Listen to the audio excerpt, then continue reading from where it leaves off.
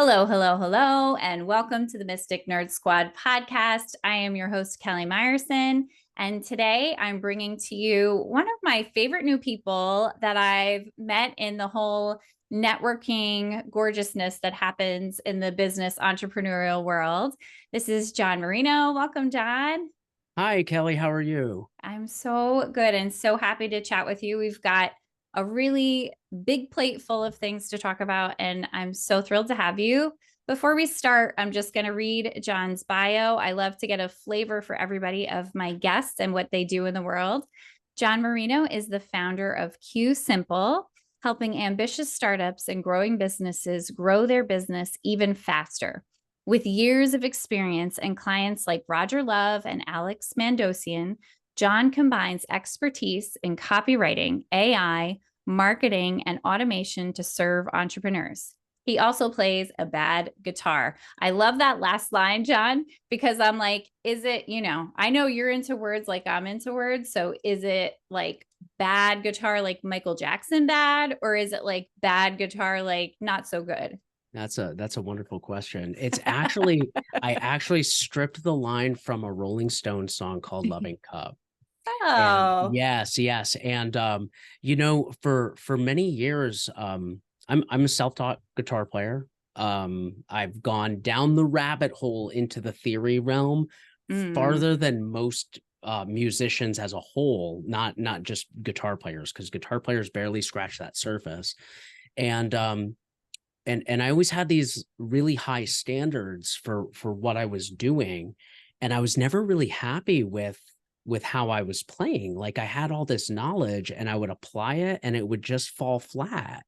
And it Mm. didn't sound very good to me. Other people, they saw this magic inside of me and they were like, wow, that's really good. And I'd be like, no, it's not. And I would downplay it. I would Mm. downplay it. And um, you know, something happened in or about 2021, somewhere in there, give or take, where I started writing music that I really enjoyed. I Mm. really like it. It's I put I create YouTube videos of the songs I write. I don't write a lot. I don't write for other people. I write for me. And I publish them so that I can listen to them on a YouTube playlist, and then I share them with people. And if they like them, that's great, and if they don't, that's fine too. I have no attachment to it because I finally like it, and it's awesome. Mm. I love that. I think that's fantastic. And what better way to enjoy something than not being like, I'm not going to play the best out there, but I'm going to love it so much. I think that's when people really do start to enjoy what you do. When you enjoy it so much that your energy and enthusiasm for it shines through, and it's not pretentious or about something else or pleasing other people. So, you know, it's like going to the museum and you can see two pieces of art. And for you, it might be like, that is the most amazing thing I've seen. Mhm. And for me, I'm like, it's not really my thing, but it's pretty cool. So I think, yeah, it's really cool that that's the approach that you took to that. And you do have some really cool approaches to things, which I'm Oh, super excited to talk about I'm tonight. excited to talk about them too. I've never been more excited about what I'm doing and what my team is doing. And I wanted to speak to something that you mentioned and about the guitar playing. And I mean, it's good. It's good. It's good music. It's not that it's bad and I enjoy it. That's the beauty of it. Like it was always good. Mm-hmm. And I wasn't seeing it. Something changed in me. I released some kind of blocks or something, and Mm. and I can recognize that it's good. And that's what's cool. And and that's what's satisfying. And I think similar things happened in my business. Mm-hmm. And I think that's really what I'm most excited, just the reason why I'm so excited about it. It sounds like a mindset shift. Massive mindset shifts. I've gone through I've studied neurolinguistic programming unofficially. Neuro meaning the mind, linguistic referring to the words we're using, and programming referring to the patterns and habits that we do. Right. Mm-hmm. I studied NLP unofficially probably since 2002. And in the past year, I've gone on this path of becoming an NLP practitioner. I'm not quite there yet, but I've been doing a lot of official study Mm-hmm. now, under a very dear friend of mine, and it's only taken the things that I had done on my own to even greater lengths, and boy, oh boy, it's been fun. Yeah, I think it's incredible. Just recently, I had a gentleman. His name is Todd Squires. Came on the podcast, and he was talking about language as well and the importance of language. And he had this like practice that he does with people that just knocked my socks off. I was like, I'd never done it before, but it's where you take the word should and you change the way you say it. So rather than saying I should do something, getting to the point where you can say I can do this and because, and changing the way we say things. That's right. Um, I love that It's you go ahead, please. no, no, no, no. What were you going to say? I was going to say, I love that that's what you're starting with, because I think words is something that you and I talked about the first time we spoke with each other. And you were talking about seeking to find the history and all the information about words you could, that Yeah, was something that you really enjoyed doing. yeah. It wasn't always that way. It wasn't always that way. In fact, I got out of high school without reading anything that I was required to read. And I barely read. I read a lot of Calvin and Hobbes books. I had the whole collection. It's not that I couldn't read. I chose not to read. Um, I did read a handful of really long books as well. So it's not even like I was deterred by the length or anything like that. I was just really good with numbers, and I was good with math, and I was good with music. And, that's where I put my time and attention.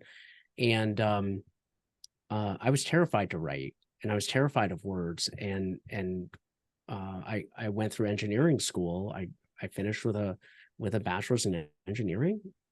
Didn't read anything, didn't read my textbooks. I was a really good listener when I went to class. I was really good at learning through example and going through the problems in the book, but I wouldn't read the book. And, you know, it really set me back, in so many ways of just expression. Mm. And, um, you know, I got, uh, I went out and I was in this multi-level marketing company. Okay. And the guy, he hands us his book, and he says, if you're going to be in this business, you better read this book right now. And it was Mm. Failing Forward by John Maxwell. Mm-hmm. And you know what? I was hooked. That's where I started learning about Tony Robbins and neuroassociative conditioning and neurolinguistic programming, leadership principles, thinking big, and all these different. There was this whole world of this stuff. And then I went on, and I went deeper and deeper into just reading. And then one day, this guy said something to me that really shook me. Um, and Alan Watts later on, Alan Watts is a kind of this philosopher guy. He was a Protestant minister, I think, turned Zen Buddhist. He was around in the 70s. He wrote all kinds of books and lectures. And he talked about this one word that we use all the time. Okay. We use it all the time, and it really doesn't mean what we say it does. Mm. And it's very common to use this word, and the word is person. Hmm. Okay. And the way Alan describes it, and like I said, I found out about this long after I learned about what this word is saying. Alan Watts said that having a conversation, saying you're having a conversation with a real person, is like saying you're having a conversation with a genuine fake. And I Hmm. was like, wow. And so I started looking at this word, and I realized that the word person, it comes from this mask that the Greeks wore over their mouth, like this, the actors on stage, to help amplify their voice. And the word per is through, Mm-hmm. and the word sonus is sound. And the person was the mask they wore over their face, and it was the mask through which the sound came out. Mm. So the person was the mask. So we have a person, we are not a person, is the logic that I started going down. And then I went into like deep, deep things with the way that legal language works as compared to regular formal language. And it alludes back to the very first thing you said about playing a bad guitar. Do you mean a bad guitar, or do you play guitar badly? And that's the difference between slang and Mm-hmm. formal language. That equivalence is the difference between formal language and legal language. Mm. Isn't that wild? I went down a rabbit hole and I started learning about language and words, and I eventually taught myself how to write and not fear writing 2-page paper. Or recently contributed 10 pages to a book. It became a bestseller. I'm very, very proud of it. I co-authored it with some very, very wonderful people, and it became a bestseller in 3 categories: #1 new release and number 757 on all of Amazon. We're so proud of it. We're very, very excited. And but the point of that is I generally make my living now through writing, Mm. and not through math and science and numbers. Yeah. It's all so fascinating. And so it's so cool. You really, when we had that first conversation, when you talked about not taking words for their face value, it really like, I was like, I really have to think about this, the words that I'm using, and they have meaning and they have purpose. They And what do. is their history? And what does this really mean? Let's look it up. Let's find like what the history. I kind of geeked out on that. I It's really was fun. like, it's so fun. It Yeah. it it is fun. And you know what? If you want to take it into a mystical sort of place, okay, Mm-hmm. what do you do with words? What's the thing that you do to put the words together? What's that word that describes the taking of the letters and putting them together to form a word? What is that called? Would you say composing? No, no, no. It's a No. much simpler word. No, you spell. You Spell. cast a spell with your language and Uh-huh. your words. And when you string some words together, right, you give yourself a sentence. Mm-hmm. And if you Mm-hmm. think of it in terms of like a magician casting a spell and giving you a sentence, and thinking about like a magician, like a magi, right, with a black robe on, waving his wand around or something like that, and giving you a sentence that can change the course of your life. There's some word that's used in today's language that guy exists, but in a totally different context. And it's the magi straight, the magi, the magistrate, the guy who helps the judge. He gives you a sentence too. Mm-hmm. Right. And I started, Mm-hmm. and it's weird. It's weird when you start like going down this. Now, I'm not saying that this is what it is. I'm just saying that, boy, it's kind of interesting the way that these things are fitting together in that way. Yes. Yeah. Oh my gosh. I Isn't love that that. fun? Right. So Yes. we get to cast ourselves a spell every time we utter words to ourselves and talk to ourselves. And we get to either lift ourselves up or we get to put ourselves down. And most people, they allow themselves to speak to themselves in a way that if anybody else ever spoke to them, they would like tear into them. Mm-hmm. Right. And it's not just Mm-hmm. about positive self-talk. It's about the way you structure the words and what it is. So in NLP, I learned this from my friend Michael Stevenson from Transform Destiny. That's who I study under. A very dear friend of mine. He told me that there is no failure. There's only feedback. Mm-hmm. So if you go out and you think, oh, I failed, it's very defeating and it hurts. But if it's just feedback, well, that's great, because now you have feedback. You know what's not working. You can tweak and adjust and you can go on. And how fun Yep. is that? I am nodding emphatically. If you're only You listening, are. you're missing my emphatic nodding. But it's such juicy, good stuff. I love this because it speaks to me, to, someone who's listening and they're stuck. Changing your language can change your life. It totally can. Yeah. And there's other things that get in our way when we're stuck. One of those things I mentioned before about playing guitar again. I talked about having high standards, relentlessly high standards.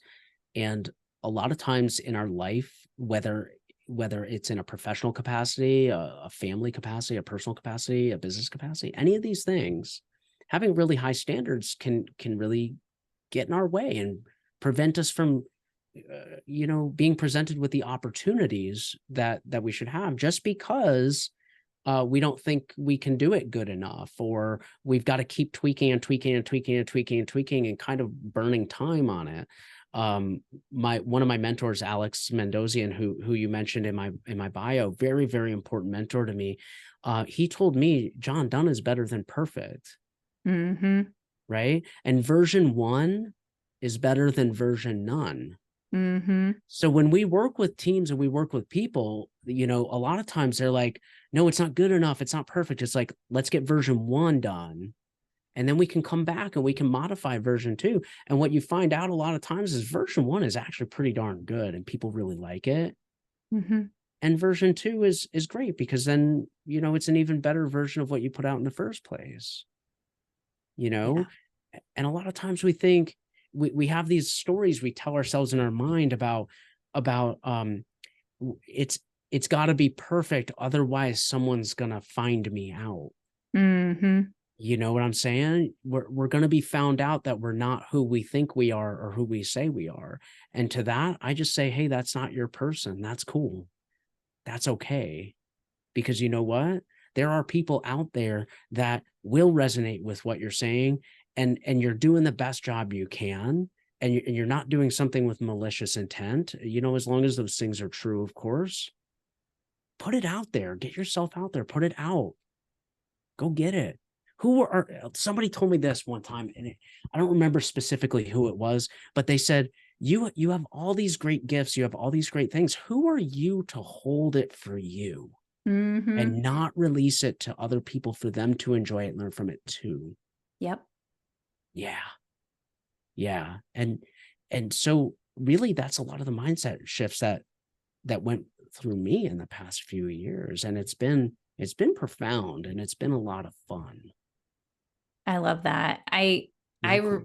relate so much to all of those points that you just made, especially the imposter syndrome and that feeling of like getting ready to get ready to get ready to get ready. It's not ready yet. I need to do, and I so guilty in the past of doing that. And then I've heard that as well. Done is better than perfect. That's And right. that it's okay to put something out imperfectly. When I started my podcast, I did a little bit of that. I'm getting ready to get ready to get ready. Oh, I And then bet. I finally was like, I just got to start it. I just got to start somewhere. I think that beginner's mind is Mhm. okay. It's okay to be just starting with something. We don't need to compare ourselves to people who are 10 years into their journey or even 2 months ahead of you. That the only comparison is yourself, like how much you want to see yourself grow. And I think that puts a lot of people in the position of feeling like it's just, I'm not good enough yet to be out there.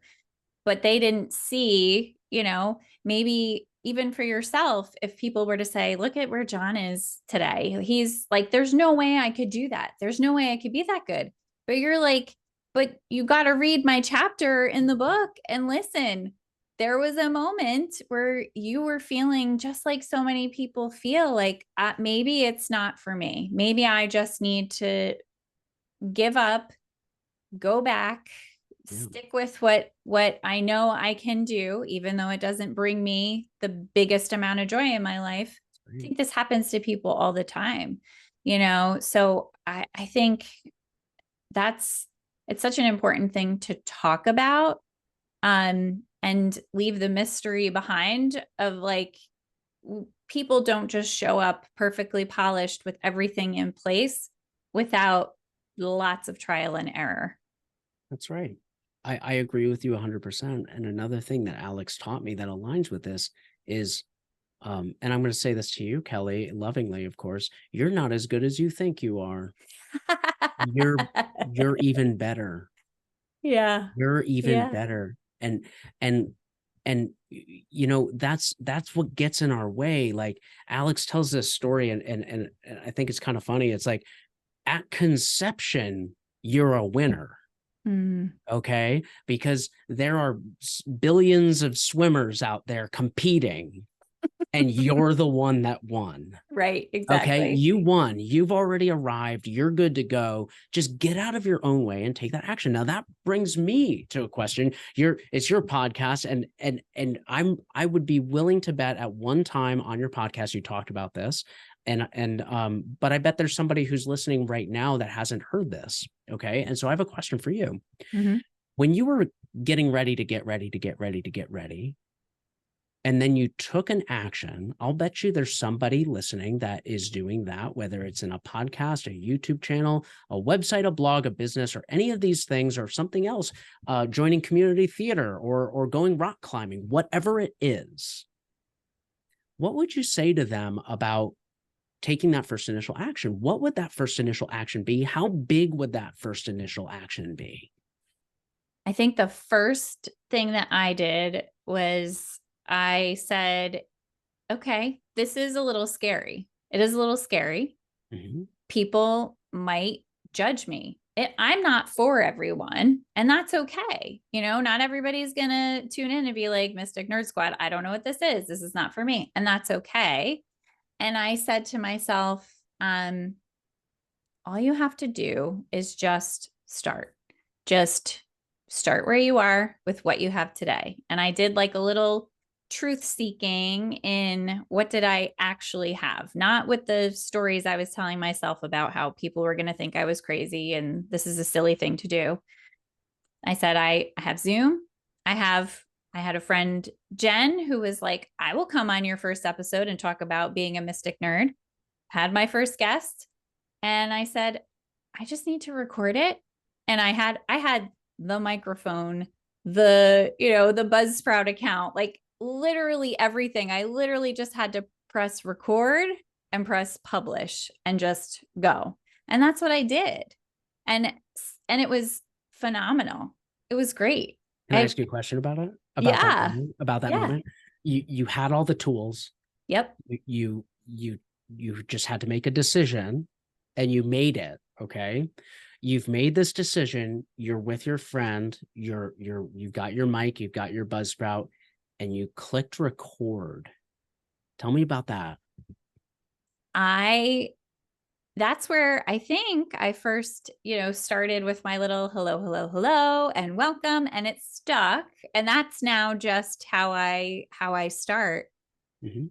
And I really felt in the moment so aligned with what I was doing. It felt natural. It felt fun. Like you said, there was a lot of fun to it. I enjoy doing this. This is like one of the things in my life that I love more than anything. And it never feels like work, a job, hard. It feels great.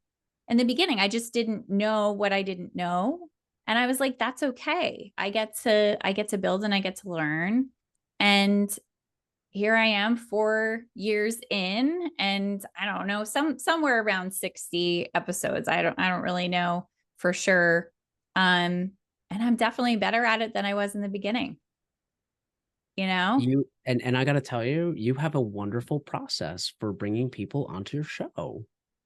And Thank you. I bet it wasn't like that in the beginning. And I bet you didn't have all the answers. I bet you didn't know that you needed that process, if I had to guess. And maybe there's aspects of your process that need to be optimized a little bit better. Or maybe there's things you don't need anymore. Or maybe there's something I would be willing to bet there's things you'd like to see that you're planning to do. But Mm-hmm. you didn't need to know all that stuff, right? And the metaphor that was given to me that I really, really love is if you're in a dark basement, you have the stairs in front of you and you have a flashlight, all you need to see is the next step in front of you, and then the next step will show up. Mm-hmm. And it's about taking those initial actions and moving through it. And maybe to the listener who's listening, maybe you've heard that before. Maybe you haven't. But if you have something, I'd much rather go ahead and take that action imperfectly than have a perfect failure and Mm-hmm. look back on that in 20, 30, 40 years and be like, boy, if only I had. And so that's kind of what I did.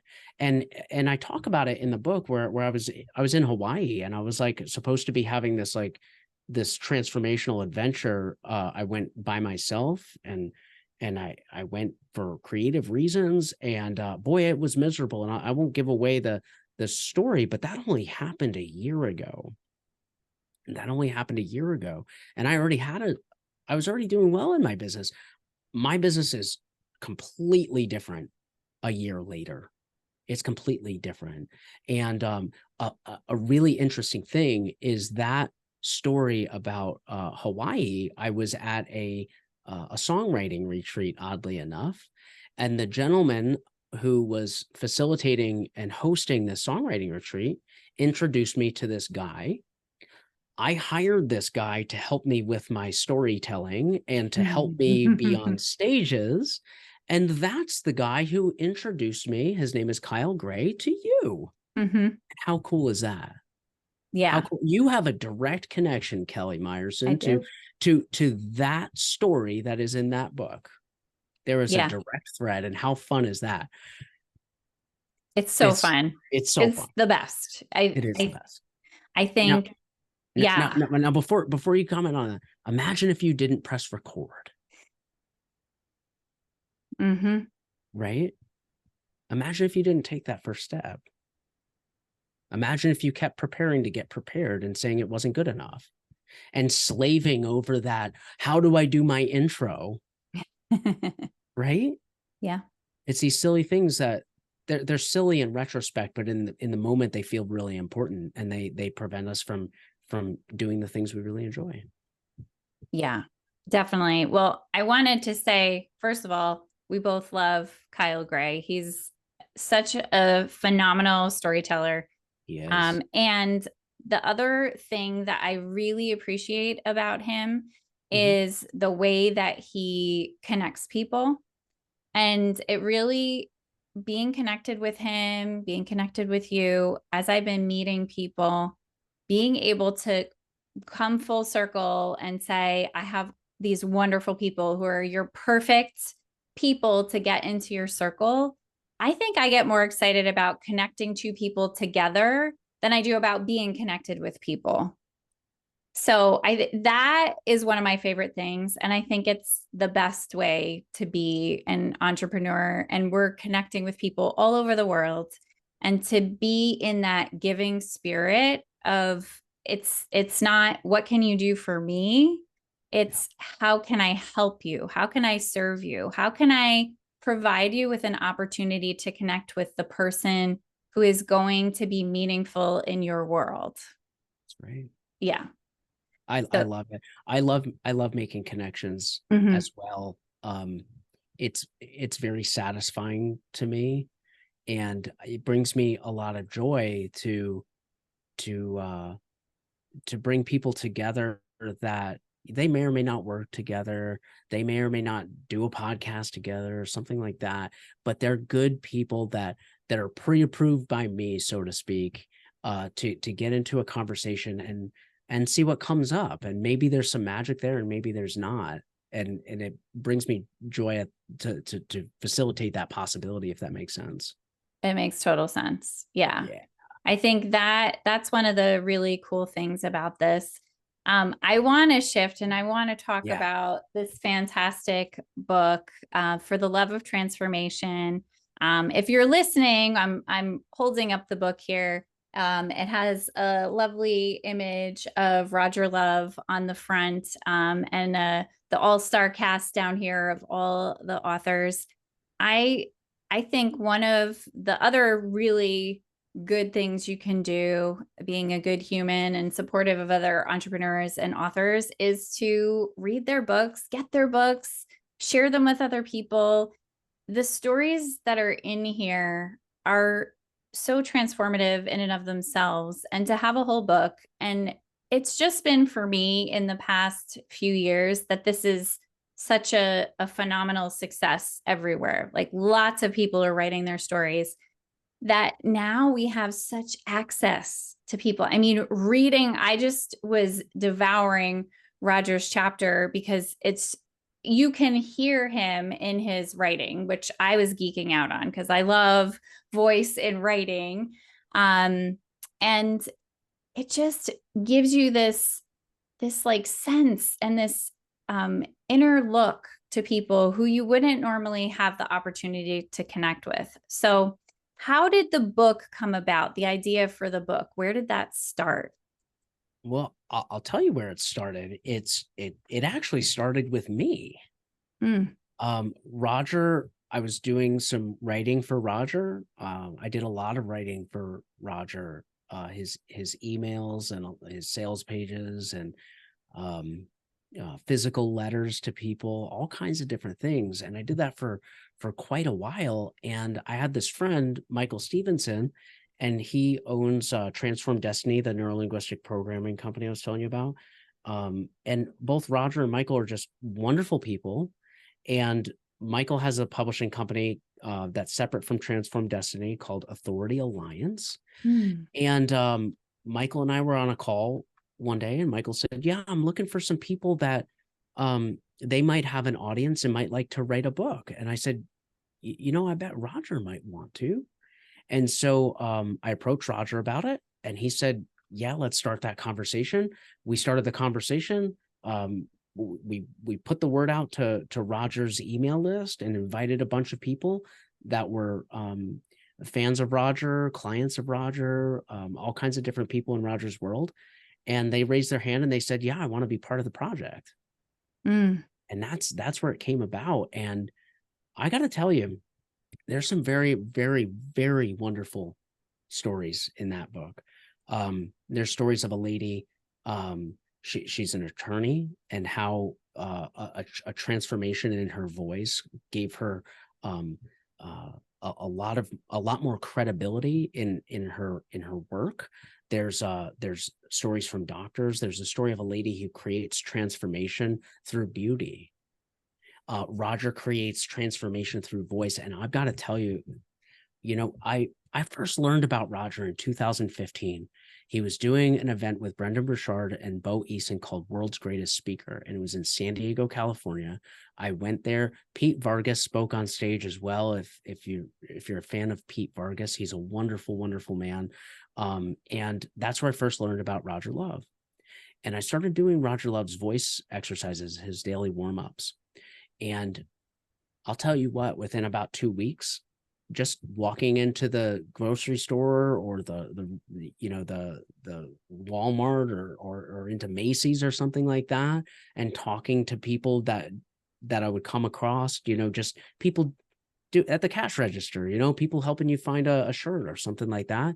Their response to me was just night and day. My Mm. voice changed. Like, we think this is the voice we have and Mm-hmm. you're stuck with it. I got to tell you what, if you feel like you're too breathy, Roger's material can help with that. If you feel like you're too nasally, Roger's voice can help with that. Or too brassy, Mm-hmm. Roger's material can help transform your voice so you're happy Mm-hmm. hearing your voice on a recording or on a video. And you get excited and you feel like you have that confidence when you stand up in front of a courtroom or in front of your patients or in front of your students if you're a teacher, and you have that authority and credibility. Roger's material is magical, and you get to experience that inside the first chapter of the book. And many people in the book are pointing back to Roger, saying that Roger had helped them with their transformation in their life, and it's very, very, very cool. And the book is $6.61. I Mm-hmm. mean, come on, it's with Prime, it's virtually free to have it shipped to your door. I encourage anyone who's listening, it's loveoftransformation.com if they'd love to get a copy of the book. The way the agreement's structured and the way the pricing is, we don't make any money on the book. Mm. So there, it's $6.61. That goes to the printing costs and the cost for Amazon to ship it for us. Wow. So yeah, it's so fun. That It's so fun. that's amazing. Yeah. And I agree. I read the chapter and I was like, I need to come back to this and play around with it a little bit. I obviously I speak on a podcast, but another one of my loves is poetry. Oh, So wow. it was really making me think, when you're presenting a poem, being able to change some of the aspects of your voice makes Yeah. it, the emoting come very differently. So yeah, super cool. Oh yeah, 100%. 100%. Because if you're talking about someone in love, you want to talk about the love and the passion they're feeling.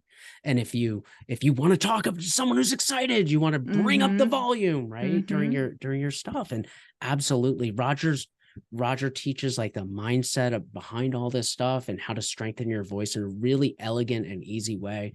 And uh I've watched him do voice transformations on some of the stuff. This sounds like the Roger Love Hour now, because I love his work. He's so wonderful. I've watched him in his voice transformations in his he has a speakers guild is what they call it, and he'll do voice transformations with people on Zoom just like that. And he'll be like, okay, try this, okay, tweak this, and in 10 minutes they're talking totally differently, and you're like, who is this person? Yeah. Where did they come from? How did that happen? Yeah. I love Yeah, this. it's I so cool. I love Yes. the connection between words and voice and the journey, the transformation Yeah, that you can have that is available to anybody, that's right. and that to me, when you told me the price of the book, and obviously the intent is the message getting to everybody who needs it. I think this is something that could benefit so many people. Yeah, People writing about something that they overcame and being able to read it and benefit from that, when you never would have run into some of the authors on the book. You never would have had a path that crossed them. So um yeah, I think and that's and, one of the and cool you things. know what this book is, Kelly, for the right person. This book is that moment when I said, whoa, in 2002, it was like, oh my gosh, I want to read these books and devour them. Mm-hmm. This book for the right person is pressing record on their Mm-hmm. podcast. Yeah. It's starting that business. This book could be that catalyst. It could be that moment, because it is about the shift into a new identity, into a new way of looking at who you are. And it's beautiful. And I feel so honored to have been part of it, and to just talk on the topic, because we all go through there's these pivotal moments in our life where you look back and you're like, boy, that seemed like nothing at the time. And then it's like, holy cow, that moment set off a domino effect, or a ripple effect, or the butterfly effect, or whichever effect you want to call it. A cascading of all these different things that happened that changed the direction of my life for the good, hopefully for the Mm-hmm. good, right? Mm-hmm. Yeah. And that's what I hope this book is for the right person. And you know what? I want to hear about it too. So if you have an impact on this book, I want you to send me an email. I want to hear about it. Absolutely. Yeah. I want to talk about your chapter. Okay. And I want to talk a little bit more about what you do and Okay. how you serve people. Um, you have one of the coolest websites. I love the design. It just makes me smile. Um, there's a stick figure who I assume is supposed to be you. I, it No, could be anybody, right? it could be anybody. I'll tell you about that in a moment after you're done sharing your experience with it. Yeah, I love it. And I'll give you a spoiler alert that we're going to have a free tool that Jon is sharing with everyone that'll be available. And I took that tool to check it out, because I always like to test drive things. If Yeah. I'm going to say, hey, let's do that. It's Hey, if you're going to from, be putting it out there, yeah, you have every right, and you should. And I would encourage anybody who's not doing that to be doing that if they have a show or guests or something that they're promoting for someone else. yeah. I thought it was phenomenal Cool. because I, if you work with clients, whatever the work is you're doing, and you want to attract the right people, like I was saying before, not everybody is going to tune into Mystic Nerd Squad podcast, and that's okay. But there are people who love the concept of talking about the science, the woo, transformation, getting better at things, all the things that we kind of talk about here, all with the undercurrent of serving humanity. We're just trying to make the world a better place, and that's what we're all here for. So being able to speak and connect and attract the right people to you is so important. But something that might be a barrier for people is, I don't know who that person is. I don't know how do I speak to them? How do I know who I'm talking to? So your process really takes you into so many wonderful details that start to paint this picture in your mind of an actual person you're talking to, not theoretical person, but an actual person who is out there somewhere. Yeah. Right. That's very well put. It does do that. And if there's time to get into a little bit about how this came about, is that okay? Is there Yeah. space to do that? Okay, Yep. awesome.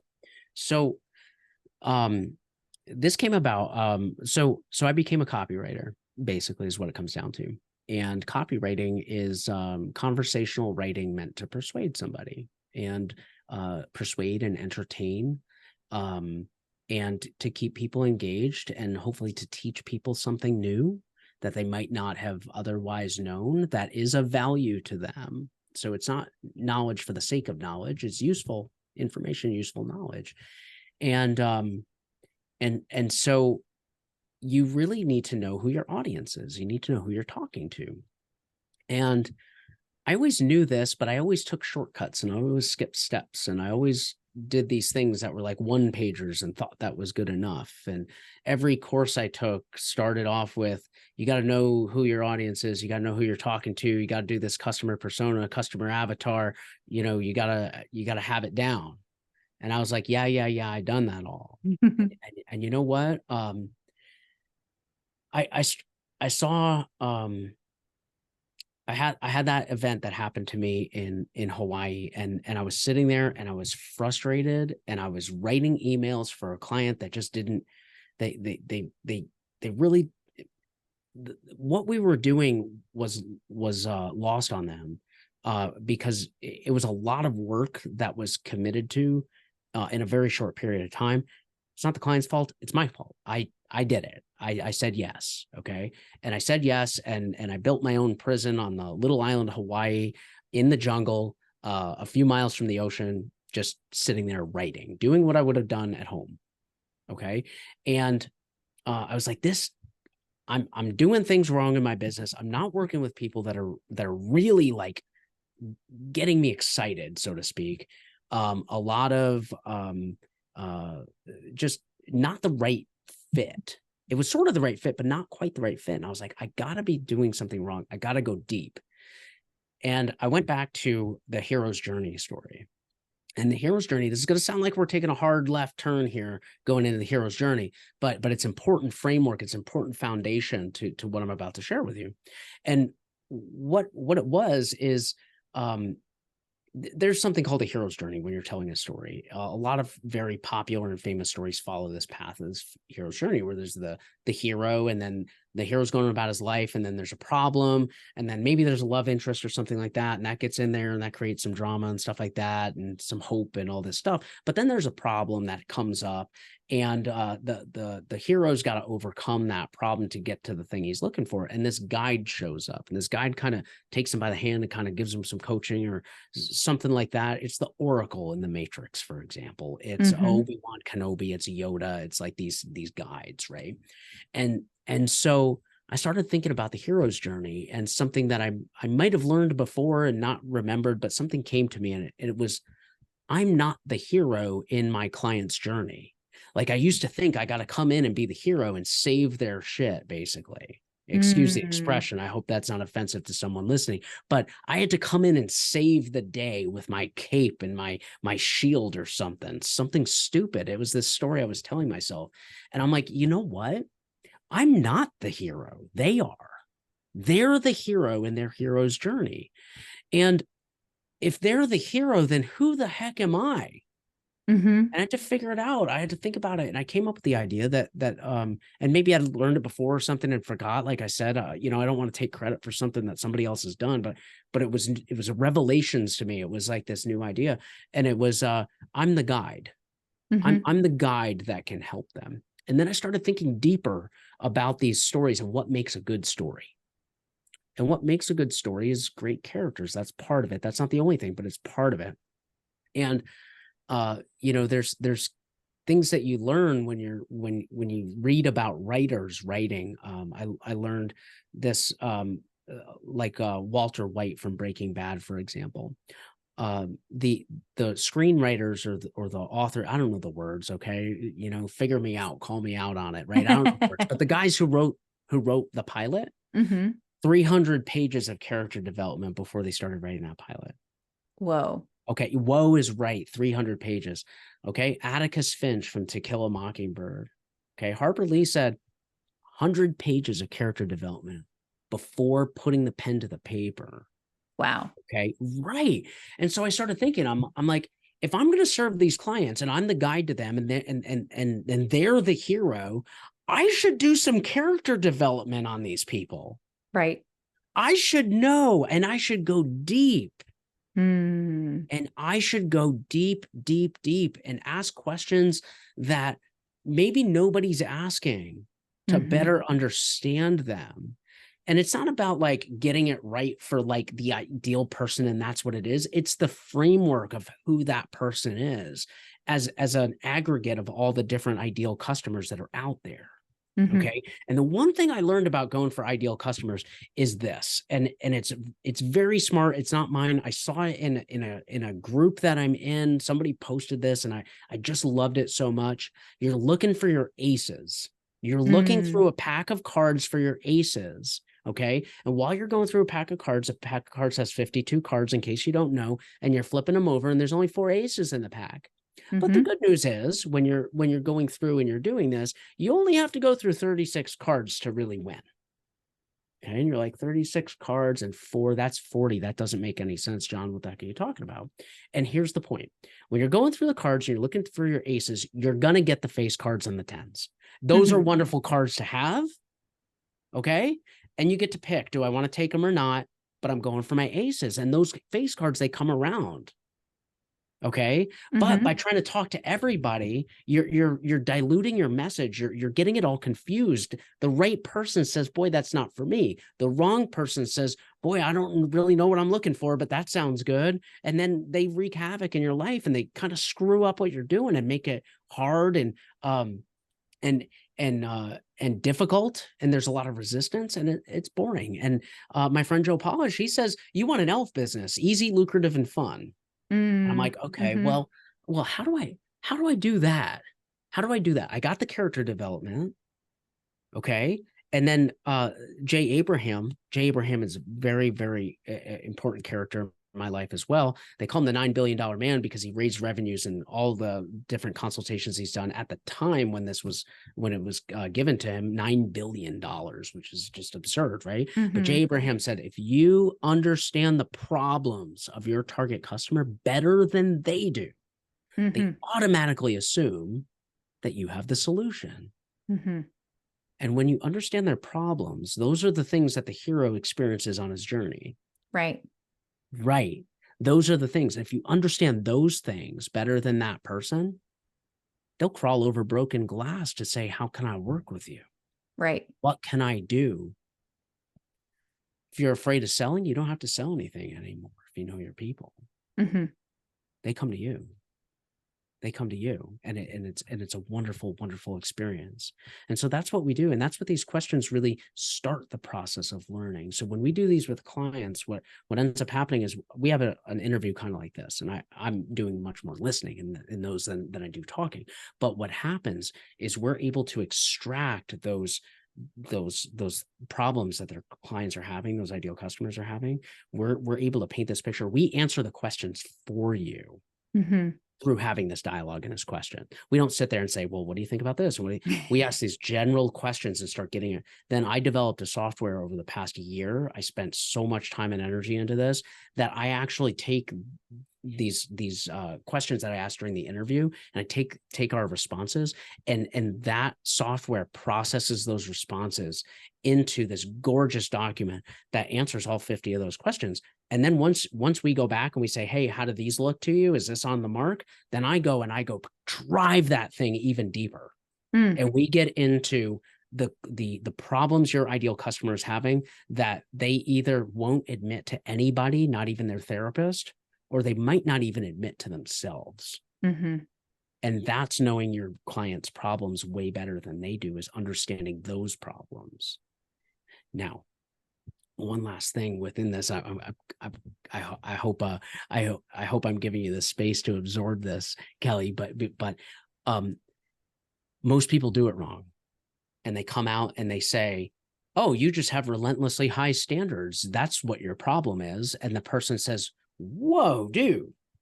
And they're not virtually, that's the wrong word. They're offended by it. And you turn them off, even though you're able to help them and you know what their problem is. So you can't do it that way. The way you've got to do it, and I'm going to tell on myself right now, Kelly, that's why I told the story about having really high standards. I told a story, and to the listener who's listening right now, maybe you identified with that story and you said to yourself, yeah, I can see myself doing some of that stuff too sometimes. And this guy's experience is similar to mine, even though it's a little bit different. Right. And you start to see that I understand the challenges you're having about not feeling good enough to press record on your podcast. And it's all about that understanding, to where people go, boy, that's really fascinating that he's had all these experiences. I feel bonded with him. I feel good. He understands some of the things that I'm going through, even though he's not talking directly at it. Right.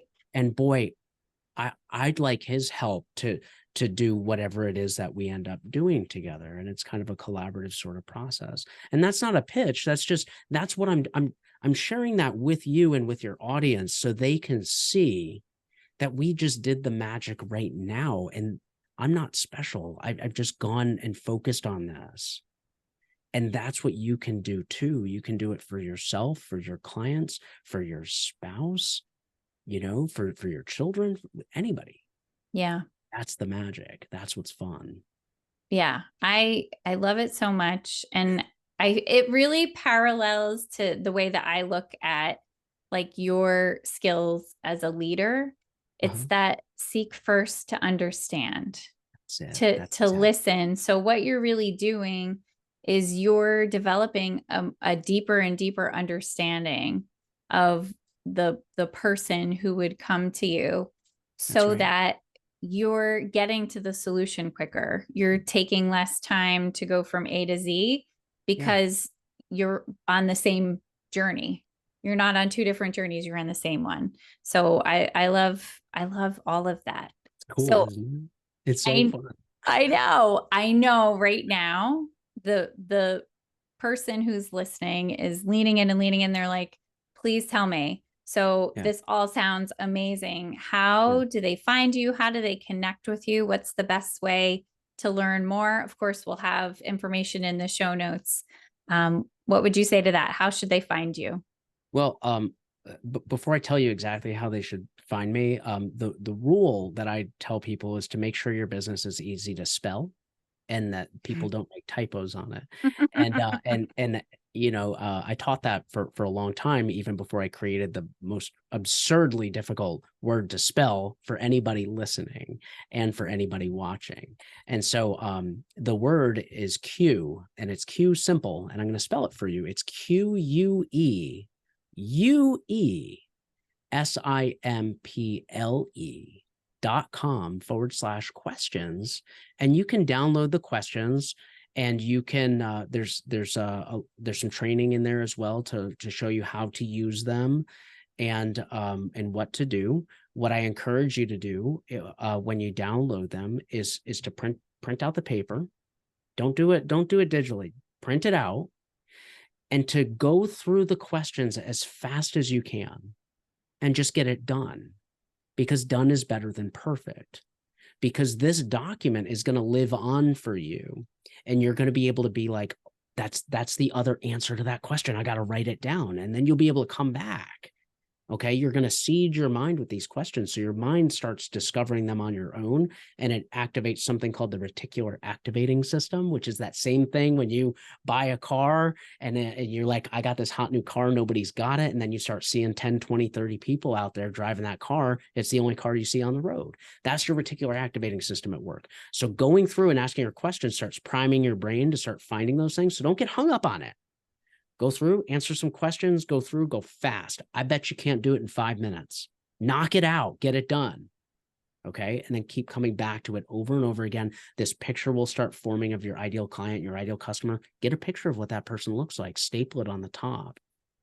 And when you're doing your podcast, Kelly, when you're writing your blog, who's ever listening right now, when you're writing your video, when you're doing your video, your YouTube video, when you're speaking at the boardroom, when you're speaking in front of your class, you only speak to one person, and it's that person.